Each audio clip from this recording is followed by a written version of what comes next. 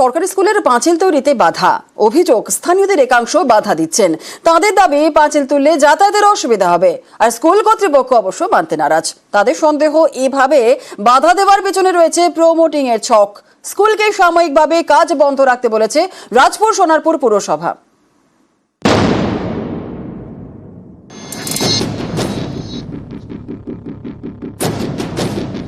দক্ষিণ 24 পরগনা সোনারপুরে হরিনাভি সুভাষিনী বালিকা বিদ্যালয় 1700 জন পড়ুয়া। ছাত্রীদের নিরাপত্তার জন্য সম্প্রতি স্কুলের চারপাশে পাঁচিল তোলার সিদ্ধান্ত নেয় কর্তৃপক্ষ। সেই কাজে স্থানীয়দের একাংশ বাধা দিচ্ছেন বলে অভিযোগ। তাদের দাবি, পাঁচিল তুললে যাতায়াতের অসুবিধা হবে, তাই পাঁচিল তুলতে হলে 11 ফুট রাস্তা ছেড়ে তুলতে হবে।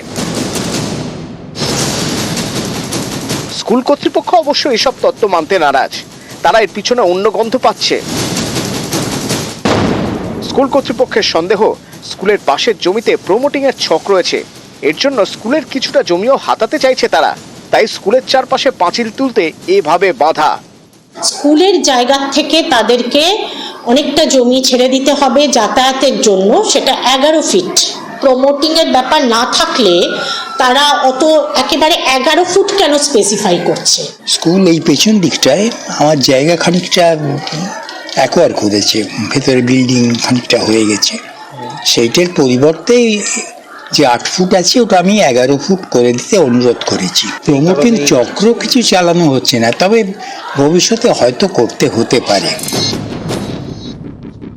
স্কুলের পাঁচিল তোলা নিয়ে গোলমাল, এ নিয়ে অভিযোগ জমা পড়েছে রাজপুর সোনারপুর পুরসভায়। যতক্ষণ না বিএলআরও এবং পৌরসভা জয়েন্টলি এইখানে থেকে এই ডিমার্কেশনটা করে দিচ্ছেন, ততক্ষণ আপনারা একটু স্টপ রাখুন, করে নিয়ে কাজটা করুন। সোনারপুর থেকে অর্পণ মণ্ডল, নিউজ 18 বাংলা।